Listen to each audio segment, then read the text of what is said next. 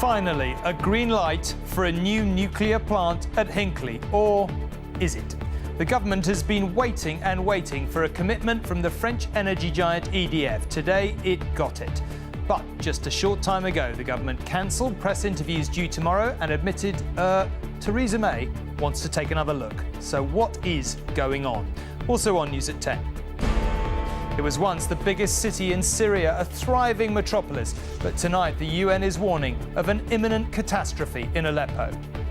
And everybody listening, the situation inside Syria is real. It's getting worse every day. It is a huge night for Hillary, a prime-time moment she simply must nail. But the president has made his last pitch. There has never been a man or a woman, not me, not Bill, nobody more qualified than Hillary Clinton to serve as President of the United States of America. Lloyd's cuts more jobs and branches. It's Brexit, the bank says. And Rio is only just over a week away. More inspiring stories to whet our appetites.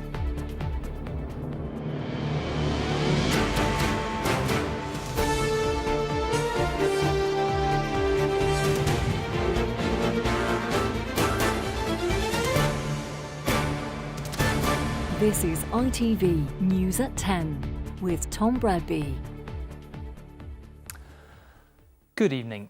The saga over how the next generation of nuclear power stations is going to be built and paid for has been going on for a very long time. Earlier this evening, it looked like it was over. Ministers had done their bit. Finally, the French giant EDF announced it was going to accept the government's strike price and commit to building at Hinkley Point. So, deal done. Saga over. Or so it seemed until about an hour ago.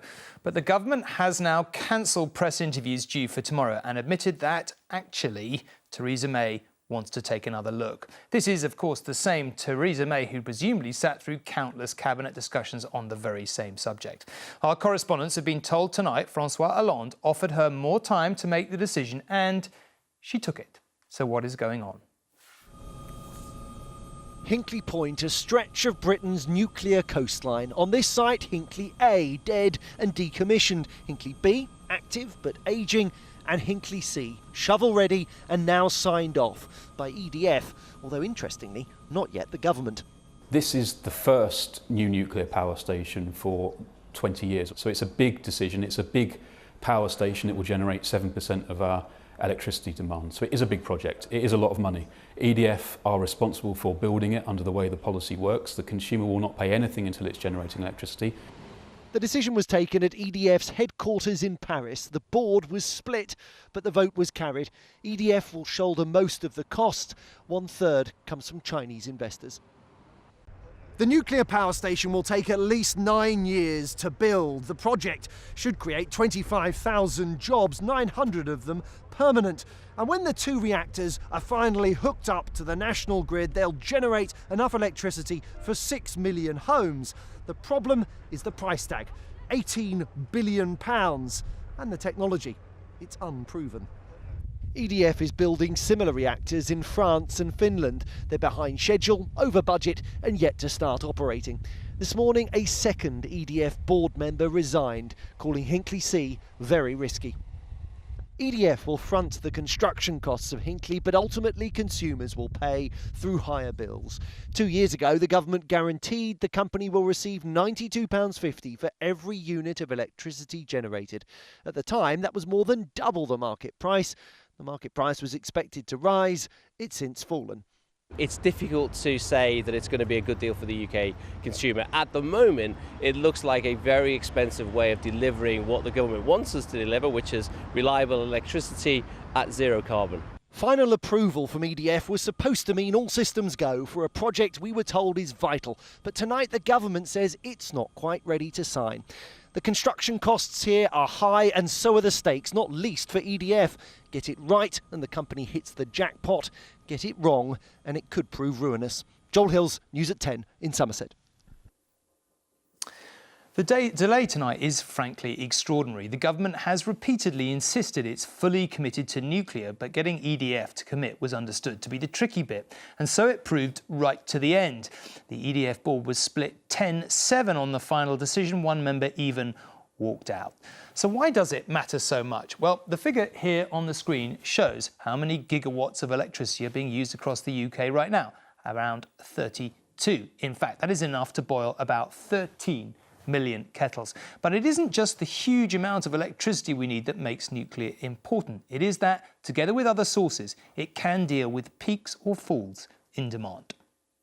If this deal does eventually go ahead, come 2025, Hinkley Point will provide 7% of the UK's electricity needs for 60 years. But just how reliant are we now on nuclear, and how might that change? Well, last year, 22% of our electricity was provided by nuclear plants like Hinkley.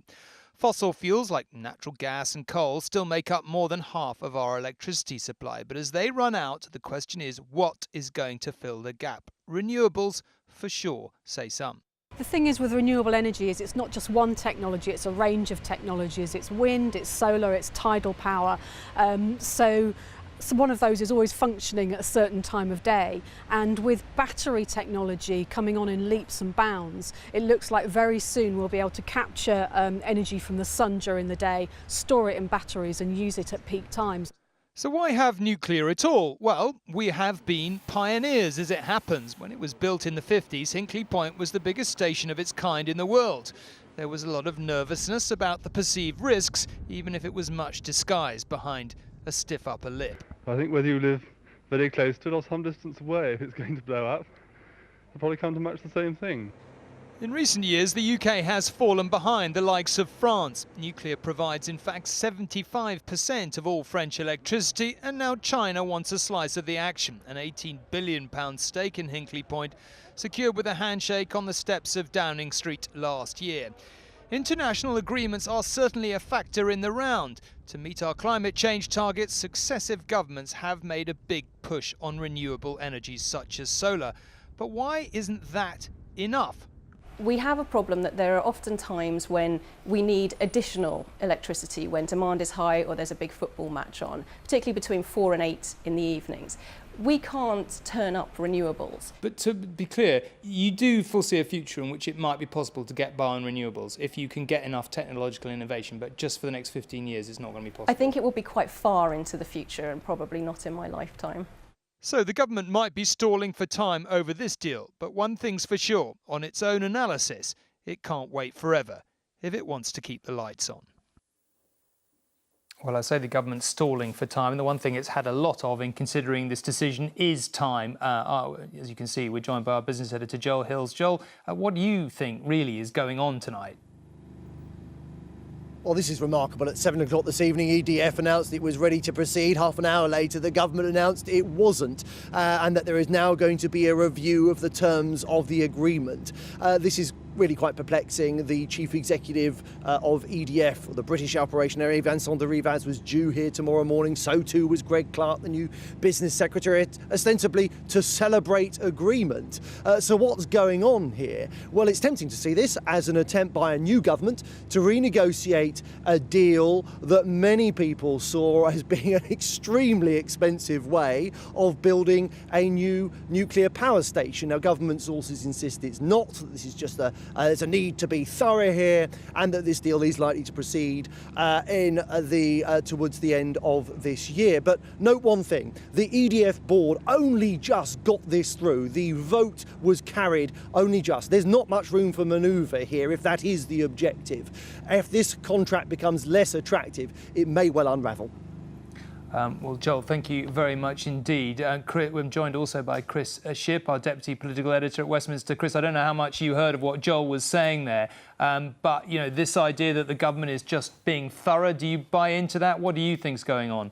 Tom, I think I'll agree with Joel that this is a remarkable turn so late in the evening. What I understand from the French is that François Hollande, the French president, offered Theresa May more time, and she accepted. Now, the pair of them met in Paris last week, mostly to talk about Brexit, of course, but they obviously touched on this tricky deal as well.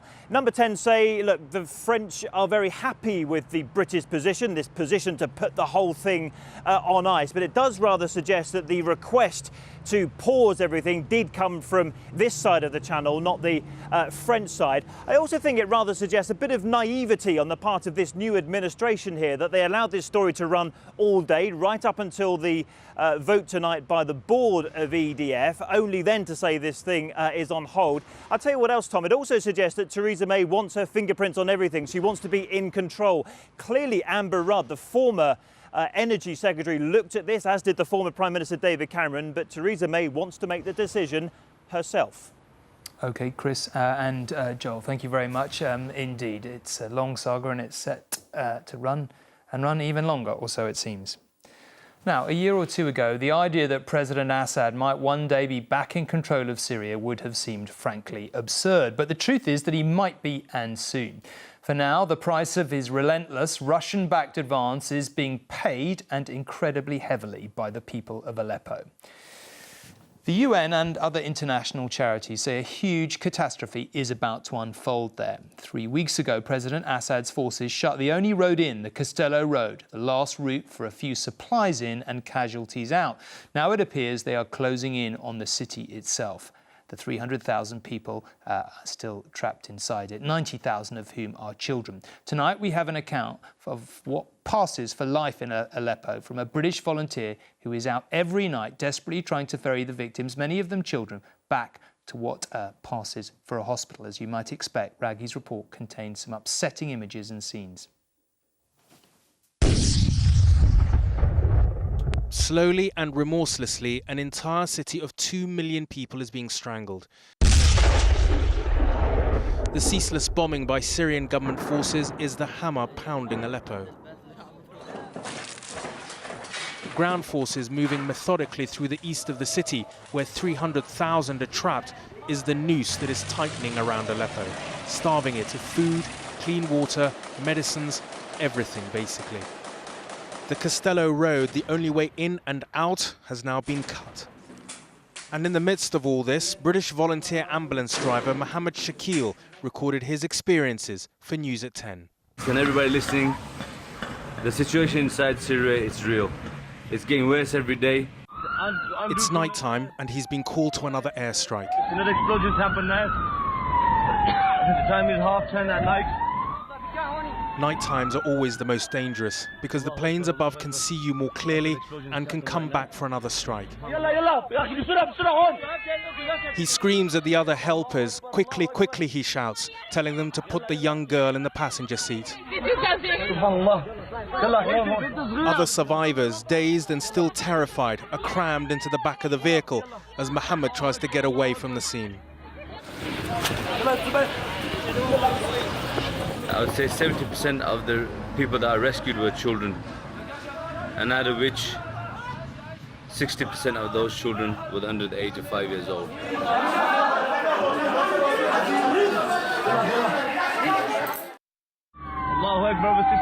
Mohammed goes out again in the midst of relentless nighttime strikes. All of the charities, please keep sending us more ambulances. We need more vehicles. Wallahi, you seen today, I had about 8-9 people in my ambulance. Please help us and support us. As he arrives, the attack is still going on.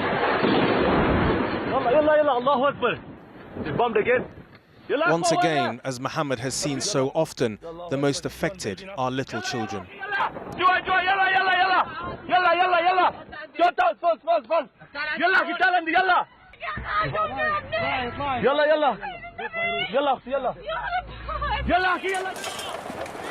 As Syrian troops walk through the ghost-like parts of Aleppo, it's hard to see what resembles any kind of victory amidst such ruins.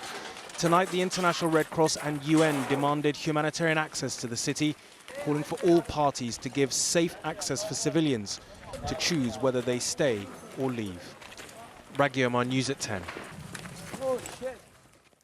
well, once in a while in the great conflicts and crises of our age, a single image or event really does bring home the terrible individual cost of the scenes like those we've just witnessed in Raghi's report. We saw one such on Monday, a little girl saying her prayers when suddenly, off camera, there's an explosion and she's knocked to the ground. Maria could have been any 4-year-old girl anywhere, but she lives in Douma, a suburb of the capital, Damascus. President Assad is still trying to clear out the rebels there too. A News at 10 producer managed to trace her and find out how she's doing now. At first glance, she looks like any lively 4-year-old, but her smile belies the reality of her life in Syria.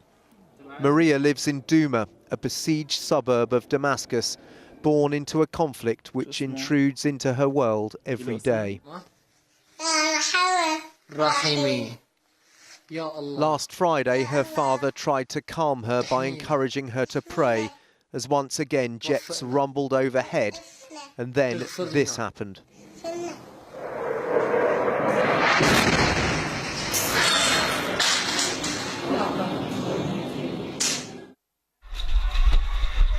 This was the scene outside Maria's home. Somehow Maria survived unhurt, but 9 others were killed and many more hurt, including this boy who sustained serious head wounds. His rescuer, Abu Hisham, knows children like Maria endure relentless, random and cruel violence. الولد اللي كنت حامله كان في أكثر من إصابة بجسمه بعينه وبراسه من ورا والأولاد اللي حواليه كلهم عايشين برعب يعني مثل الطفلة ماريا كانت يعني كثير عايشة برعب لما ضربت محيطه.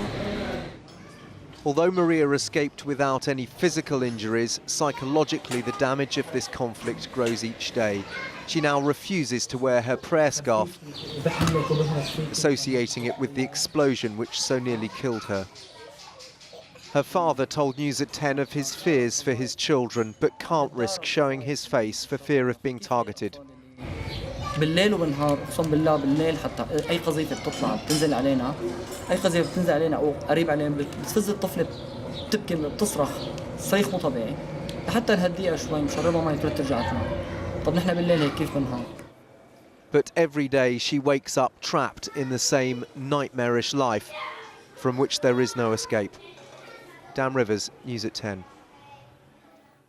And just to give you a sense of context more generally, over on the district where Maria lives, 73 people have been killed in the past 10 days alone. But as we've said, the general picture in Syria appears to be the relentless advance of President Assad. Once unimaginable, really. Raghi is here to talk about that. Can we just deal with Aleppo first? The impression we have is that they may actually be about to enter the city. Do you think that's true, or you think they're going to effectively continue with a very tight siege? I think they're going to continue with a very tight siege. And you look at the patterns over the last 2 years. That's been true in Hama, that's been true in Homs, true in Ghouta. And if you look at the rubble that Aleppo is in, 300,000 people trapped in the east of the city, a deep hatred for Assad and his troops. You don't know what booby traps are left in. There's a very big military challenge. And I think the pattern is a slow strangulation of the city to say that it may be destroyed, but we control it. When we were sitting here like a year ago, the idea that President Assad might one day be in control of Syria... Very fanciful. Really, well, fanciful, and yet is that what's happening, bluntly? 5 years from this war, I think everybody's weaker. That's true of ISIS. I think that's true of the Syrian national opposition, when one hears very little about it. Assad is weak. If he could have won and taken all the cities, I think he would have done. But he's much stronger. Don't forget, a year ago, they were down to 2-3 days of ammunition to fight. So he wants to go into any talks to say, I'm not done, I'm not finished, and I can continue this for years to come until the international community just runs out of all options other than to sort of accept some kind of cobbled fait accompli. I think that's his game plan ultimately. OK, Raghi, thank you very much indeed. There have been many high points and some pretty low ones too in what has already been the most fascinating American presidential campaign anyone can remember. Last night, President Obama reminded us why many consider him one of the greatest orators of his generation. But in a few hours, it will be Hillary's turn. She will step into the primetime lights for a speech she simply must land if she is to be propelled in just over 100 days' time back into the White House, this time as president. It appeared perfectly choreographed, in front of a TV audience of more than 25 million, and to rapturous applause inside. This was a president trying to secure the election of his favoured successor. But can that be achieved? He is working hard to move his coalition of voters into her column. There has never been a man or a woman, not me, not Bill, nobody, more qualified than Hillary Clinton to serve as President of the United States of America. And he said that the incendiary language of Donald Trump would never defeat true American values. That's why anyone who threatens our values, whether fascists or communists or jihadists or homegrown demagogues, will always fail in the end. President Obama mocked Donald Trump and his slogan of making America great again. America is already great. America is already strong. And I promise you, our strength, our greatness, does not depend on Donald Trump. There was nostalgia too, for this was the last major speech of his presidency, so it was in part a farewell. Time and again, you've picked me up. And I hope sometimes I picked you up too. The audacity of hope. America, you've vindicated that hope these past 8 years. And now I'm ready to pass the baton. The president has done all he can here. He has been the ultimate character witness. But now it is up to Hillary herself to win over middle America. Tonight is by far her best chance. You regard this like a seamless transition to Hillary Clinton? I hope so. No transition is seamless. But we're Americans. We'll find a way. We'll find a way. And he really, I think, made everyone in this room understand why Hillary will be our next president. But these are the committed activists and loyalists. As the two former rivals and now friends left the stage, they know where this election will be fought and won. Not here in this arena, but in small towns in battleground states, where doubts about Hillary's judgment and honesty still run deep. And Robert is with us now. Robert, you talk about doubts about Hillary's honesty, amongst other things. What do you think she's got to do tonight? Oh, I think you have to bear in mind that Hillary Clinton has been a fixture of American public life for 30 or 40 years, so it is exceptionally difficult at this stage to change perceptions of her, and those perceptions, frankly, are very problematic, even cruel. I mean, 68% of Americans believe that she is untrustworthy and dishonest.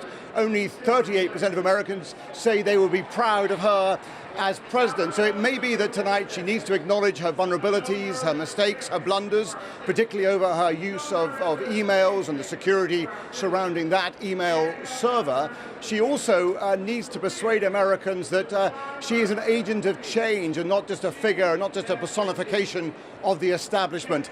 And I think it's also true to say we're not going to know from tonight's reaction here in this arena whether she has been a success. Success will be defined by how people vote on November the 8th. OK, Robert, for now, indeed, thank you very much. Modern banking, by its nature, is perhaps bound to involve fewer bank staff as people switch from going into their local branch to using the internet or their mobile phone. But for those of us who need the personal touch every few days or even every few months, losing a local branch can be a really serious inconvenience. Today, Lloyds announced it is cutting its workforce by another 3,000. That will bring the total loss since this latest efficiency drive began last year to 12,000. On top of that, another 200 branches will disappear from our high streets. Rather than just blaming changes in the way we bank, Lloyds says it is because of the vote to leave the European Union and the likely effects of that, lower interest rates among them. The way we're banking is changing. It's moving off the high street and online. But for many customers, it's at a cost. This Lloyds Bank has served locals for decades. Today, it closed its doors for the final time. People here in Tunbridge Wells, like communities across the country, are worried that with no bank on the high street, they'll lose out. This particular area has got a large number of old people. I mean, this particular building just here caters for elderly people. There are a lot of care homes in the area. These people want to physically go to a bank. A bank like this brings footfall into the area, so people who come to do their banking here very often use local facilities. It's unsurprising some customers up and down the country are unhappy with the closures, particularly when Lloyds showed underlying profits of £4.2 billion for the first half of the year. So with profits this good, why is it shutting down more branches? The branch closures have been blamed on fewer of us using them. Lloyds has seen a 15% year-on-year fall because consumers are migrating to mobile. They also warn of an economic slowdown post the Brexit vote. And there's also concerns of a Bank of England interest rate cut further squeezing their margins. It's not just here at Lloyds where such challenges are being felt. All traditional banks are now under pressure, and not just from the new political and economic landscape, but from the onslaught of new players to the market. They see huge opportunities because we have fundamentally changed our banking habits. Well, mobile phone banking is a revolution in the way we bank. It's really been doubling year on year, and all other forms of banking are now declining, including internet banking is now declining for the first time, and visiting branches is declining. People actually going into their local branches halved in the last 5 years. The banking sector is being profoundly shaken up, and we can't put all the blame on Brexit. Disruption can come from many quarters, and some are much closer to home. Narina Hertz, News at 10. And finally, not long till Rio now, and the British swimmer Jazz Carlin has, it turns out, some unfinished business with the Olympics. She missed out on London 2012 because of glandular fever. She's now aiming for a medal in Rio, of course. But as well as hoping to get something out of the sport, Jazz is also committed to putting something back in. Can she do it? 4:01, 4:02, 4:03, 4:04. Yes! She's done it. For Jasmine, or Jazz Carlin as she's known, this swim last April was as important as they get. And she's going to burst into tears. And emotional. It meant she'd made it to Rio after failing to qualify in her other two events. So it had been her last chance. I have got a habit of getting quite emotional. It's one of those moments that you wish you could bottle up forever, because it's just that incredible feeling when you've worked so hard for something, you finally get to achieve your dreams. And to make matters even more intense, she'd already felt the agony of missing out 4 years ago, when after a season beset by illness, she'd failed to make it to the London Games. I was getting tonsillitis every 2 to 3 weeks, and I would be in bed just sleeping the whole weekend. And so I had a blood test and obviously found out that I did have glandular fever. And I think when you give everything into your sport, sometimes illness, injury, it's just out of your control. There's nothing you can do about it. But if it was bad for her, it was almost worse for her parents. It was a very traumatic time for all of us, really. I mean, to see your daughter be so devastated, and she was, I think that was more heartbreaking than her not making the team, really. It was just seeing her sort of falling apart in front of your eyes. But Jazz Carlin does more than just swim. She encourages the future, often finding time to go back to teach the youngsters at her first club. It means a lot for them to be able to just be by her, for her to come and coach them, which she has done, and for her to swim with them in training. They just are inspired. She is just so surprising, and you'd have never have thought that she could just swim so fast. Like, she gets in and then she's just like, where is she? And like everyone like follows her. You would think like Lisa would be a little bit of arrogance. There's none. Like, she's really lovely. I feel so lucky to be able to do something every day that I love, and obviously to try and achieve your dreams. I'm just going to give it my best shot, and I think as long as you're doing your best, that's all you can ask for yourself. And whatever she gets, she'll have deserved it. Ian Payne, News at 10, in Bath. Let's just take a quick look at what might be on our radar tomorrow. The Pope will visit the Nazi concentration camp at Auschwitz in Poland. We'll be hearing that acceptance speech from Hillary Clinton to the Democratic Party convention, the launchpad for her campaign to become the first female American president.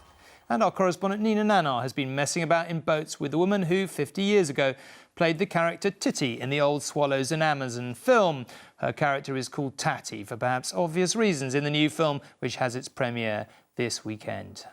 Let's just say the 1930s was a more innocent time. I'll be here again tomorrow. Do please join me. In the meantime, good night and thanks very much for watching.